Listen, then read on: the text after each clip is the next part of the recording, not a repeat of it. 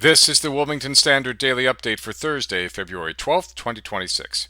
Early voting starts today across the state of North Carolina for the primary elections. Republicans have a wide range of decisions they have to make regarding who will be the final candidates in November.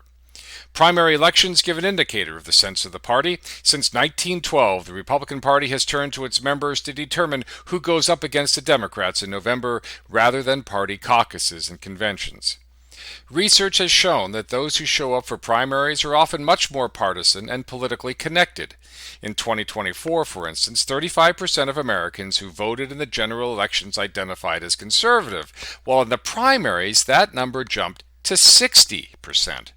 What that means is that primary voters are often more ideologically driven than politically driven, which often leads to disastrous results in the general elections and beyond.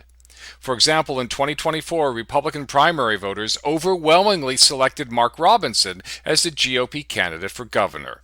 He seemed to check every conservative box, except he was completely unelectable in the general election.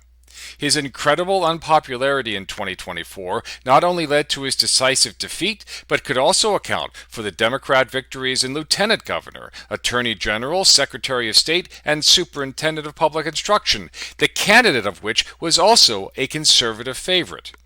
On the rare chance the ideologues from the right make it through, they prove over and over they cannot govern, and further hurt Republican chances at the polls. Republicans need to stop asking who is the most ideologically pure during primaries and ask instead who can get elected in November, give Republicans the numbers they need to get things done, and who has a reasonable chance of governing like a Republican.